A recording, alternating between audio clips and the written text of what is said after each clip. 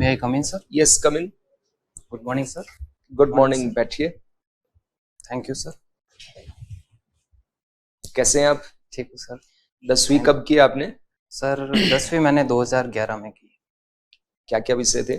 Sir उस समय science, maths, Hindi, English और सोशल साइंस। ठीक है। और 12वीं कौन से स्ट्रीम से की आपने, कब की है? मैंने साइंस से की, जिसमें फिजिक्स, केमिस्ट्री और मैथमेटिक्स थे, और 2013 में मैंने जवाहर नवोदय विद्यालय पंचकुला से की। ठीक है। और कॉलेज में साइंस रहा आपके या नहीं चेंज सर, किया? मेरा आर्ट्स था सर। तो आप साइंस से आर्ट्स में क्यों गए? सर 12th के बाद ही मैंने ये डिसाइड कर लिया था कि मुझे सिविल सर्विस की तरफ तैयारी करनी है, उसकी तरफ जाना है। तो उस समय से मुझे ऐसा लगा, मुझे जो सीनियर्स थे उन्होंने मुझे गाइड किया कि आर्ट्स के विषय अभी से अगर पढ़ने लगोगे तो उस चीज़ों में समझ ज़्यादा बढ़ेगी, तो इसलिए मैंने उस आर्ट्स को चूज किया सर। लेकिन आजकल रिजल्ट तो साइंस वाले बच्चों के बेहतर आ रहे हैं। जी सर। और आपकी परसेंटेज भी डाउन गई है। जी सर। आप साइंस से जैसे आर्ट्स में आए, जी सर। तो ये डिसीजन अच्छा रहा आपका? जी सर, आज जैसे कि आज का जो अचीवमेंट है, आज मैं आपके सामने बैठा हूँ, तो मुझे उस चीज़ पर कोई मलाल नहीं है। ओके, मेरा ये ठीक है। decision- आपने इस ग्रेजुएशन से आगे की पढ़ाई भी की है? जी सर। क्या क्या किया है? एमए की है हिस्ट्री से, जयनारायण व्यास विश्वविद्यालय जोधपुर से, और मेरा गत वर्ष 2022 में यूजीसी नेट में मैं जेआरएफ हिस्ट्री से। पीएचडी कर रहे हैं अभी? सर मैंने एनरोल के लिए 2-3 जगह फॉर्म अप्लाई किए हैं, लेकिन वहाँ अभी तक प्रक्रिया आगे बढ़ी नहीं है, तो पेंडिंग में है सर। अच्छा, ठीक है। तो आपने नेट, जेआरएफ और पीएचडी किया है। जी सर। सरकार के रिसोर्सेज का आप यूज करेंगे इसमें? जी अगर सर। पीएचडी करते हैं, जेआरएफ तो मिल ही रहा है, स्कॉलरशिप आपको। तो आप एडुकेशन फील्ड में क्यों नहीं जाना चाहते हैं? सर एजुकेशन फील्ड में ऐसा नहीं है कि एजुकेशन फील्ड खराब है, मैं उसमें भी मेरा सेकंड बैकअप प्लान वो एजुकेशन फील्ड ही है, इसलिए मैं उसके समानांतर इसको भी चला रहा हूँ, लेकिन मेरी जो प्राथमिकता है वो सिविल सर्विसेज की तरफ है। तो आरए से ही क्यों बनना चाहते हैं आप? सर आरएस एक ऐसा कॉम्बिनेशन है जहाँ पर सेवाओं के अंदर विविधता है। दूसरा सर, समाज के अंदर जो प्रतिष्ठा है इस सेवाओं की जो मैंने देखी है, वो अपने आप में एक मोटिवेशन है। और तीसरी चीज़ सर कि इसमें सर्विस नौकरी के अच्छी नौकरी के साथ साथ में वित्तीय पक्ष भी इसमें मजबूत है, जिससे मुझे भविष्य की चिंता भी नहीं करनी पड़ेगी। चौथी चीज़ सर, ग्राउंड लेवल पर लोगों के साथ जो कनेक्टिविटी होगी, मुझे जो समाज के अंदर विकास का योगदान देने का जो अवसर मिलेगा, वो जितना अवसर और सुख इन सेवाओं में मिलेगा उतना दूसरी सेवाओं में नहीं। ठीक है, आप पूछिए सर। आप कह रहे हो कंट्रीब्यूशन आपका डेवलपमेंट में विकास की सेवाओं में ज्यादा होगा। जी सर। मानते हो ना आप? जी सर। आपको एसडीएम बना दिया। जी सर। इसके बाद डीएम भी बनेंगे। जी सर। तो बताइए कैसे कंट्रीब्यूट करेंगे आप विकास में? आप बात कर रहे हैं विकास की। जी सर। लैंड ऑर्डर की फिर करेंगे, पहले विकास की बताओ। सर विकास के दृष्टिकोण में अगर देखा जाए तो जिला विकास की जो योजनाएं हैं, जो राज्य सरकार की जो योजनाएं हैं विकास के लिए, उनको मैं जो है ढंग से क्रियान्वित करवाऊंगा। दूसरी चीज़, जो जिला विकास समिति होती है उनकी अध्यक्षता, उनके अंदर जो नीतियाँ जो बन सकती है, जिलों के अंदर क्या डेवलपमेंट हो सकते हैं, क्या प्राथमिकताएं हो सकती है, कहाँ पिछड़ापन है, उन चीज़ों को प्राथमिकता के तौर पर लेते हुए विकास किया। एक तो बताओ, जैसे अपन विकास की बात भी कर रहे हैं, वो प्राथमिकताओं के बेसिस पे लोगों को जानकारी भी देंगे, तो ग्रामीण क्षेत्रों के लोगों में साक्षरता ही बहुत कम है। दूसरी बात यह, ग्राम सभाओं की मीटिंगों के बारे में अखबारों में कई बार आता है कि लोग ग्राम सभा की मीटिंग में आना ही नहीं चाहते, और कई जगह ये खबरें भी आती हैं कि वहाँ लोग बाग जो है कहीं कहीं बैठे बैठे ताश खेलते रहते हैं, ग्राम सभा की मीटिंग होती रहती है उसमें नहीं जाते।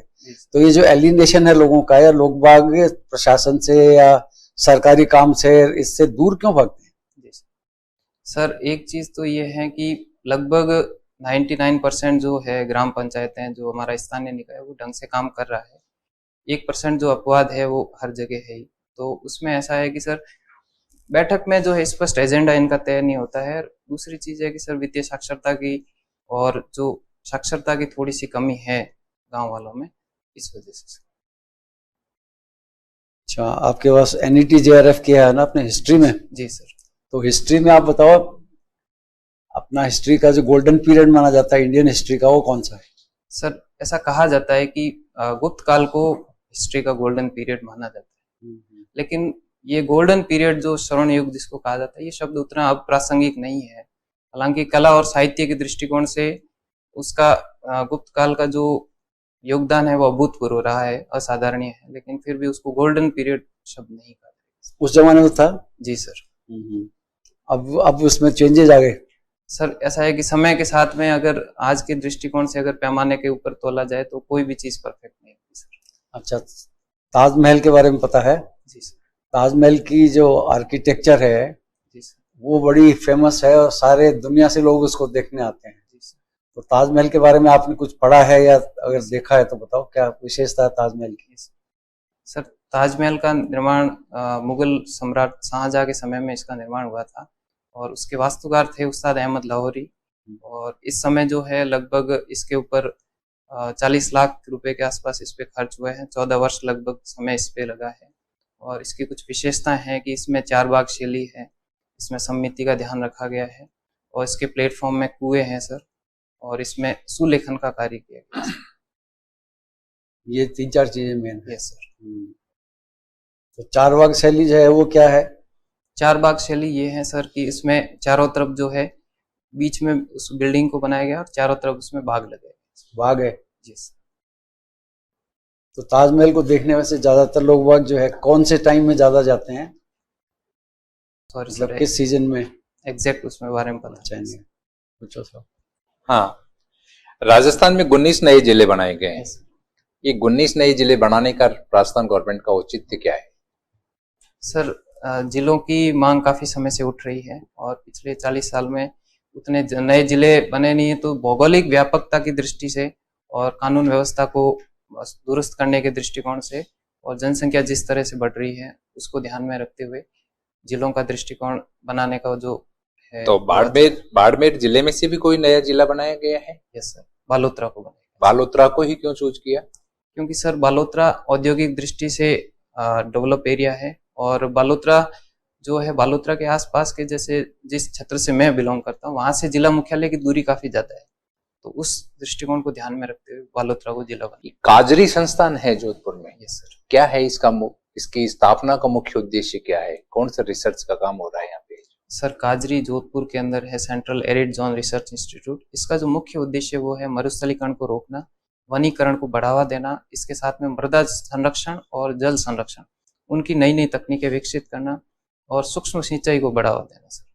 अच्छा, पंचायती राज व्यवस्था के बारे में बताएं। राजस्थान में है वो इंदिरा गांधी पंचायती राज संस्थान है, क्या उद्देश्य है इसकी स्थापना का है? जो सर इसका मुख्य उद्देश्य है विकेंद्रीकरण को बढ़ावा देना, जो क्षेत्रीय पिछड़ापन है उसको कम करना और सरकार के अंदर लोकतंत्र के अंदर जनता की भागीदारी को ज्यादा से ज्यादा बढ़ावा देना मुख्य उद्देश्य है।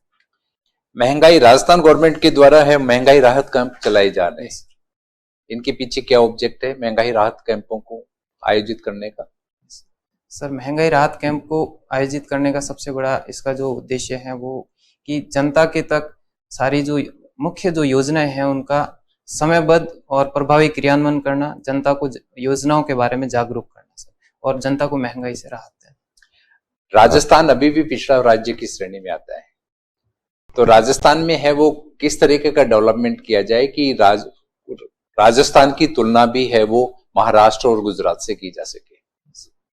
सर राजस्थान में एक तो खनिज दृष्टिकोण से राजस्थान काफी रिच है, तो इसमें खनिज दृष्टिकोण आधारित जैसे जिस तरह पचपदरा रिफाइनरी बनाई गई है तो उस तरह खनिज प्रोसेसिंग यूनिट्स लगाई जाए। उसके अलावा जो पशुधन है वो राजस्थान में काफी बड़ी मात्रा में, जैसे भेड़ है, बकरी है, ऊंट है, तो इनके संरक्षण के लिए भी वूल प्रोसेसिंग यूनिट ज्यादा से ज्यादा लगाई जानी चाहिए।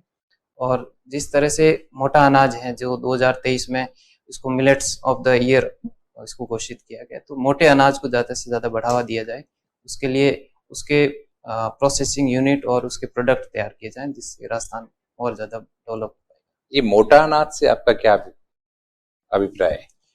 सर मोटा अनाज जिसमें पोषक तत्वों की मात्रा ज्यादा होती है और जिनके दाने जो बड़े होते हैं उनको मोटा अनाज कहा जाता है, जिसमें मक्का, रागी, बाजरा इन सबको इंक्लूड किया जाता है। ये मोटे अनाज की आजकल बहुत ज्यादा है वो डिमांड हो रही है, क्या कारण है इसमें मोटे अनाज?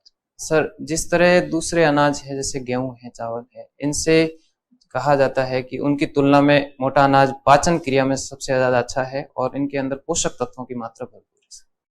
तो मोटा अनाज को है वो ज्यादा से ज्यादा है वो प्रोड्यूस किया जाए, इसके लिए क्या स्कीम्स है कोई? सॉरी सर, इसको रिकॉल नहीं कर पा रहा। नहीं कर पा रहे। ठीक है सर। नरेंद्र, आप बाड़मेर से बिलोंग करते हैं। बाड़मेर एक लुनवा गांव है, वो क्यों टाइम्स ऑफ इंडिया में काफी उसके बारे में छपा है? सर बाड़मेर में लूणवा था, सॉरी सर रिकॉल नहीं। फॉरेस्ट के बारे में आप बताएं कि जो रिपोर्ट आई 2019 में और 2021-22 में, उसमें राजस्थान में कौन सा जिला है जहाँ पे फॉरेस्ट की ग्रोथ हुई? सर सबसे ज्यादा उदयपुर के अंदर हुई है और दूसरे नंबर पर अलवर है। कोई रूल है इंडिया में कि हमारे जितना जो एरिया है लैंड का, उसका कितना % जो है वो फॉरेस्ट होना चाहिए? यस सर, वन संरक्षण नीति है, उसके तहत जो है मैदानी भाग है वहां पर 25% और जहां पर पहाड़ी एरिया है वहां पर लगभग 40 से 50% वन। 33% का क्या रूल है? सर 33% ओवरऑल होने चाहिए वन। यहाँ पर अब अभी आपने माइंस की बात की, यहाँ पे जो श्रमिकों को कौन सी बीमारी होती है जो माइंस में काम कर?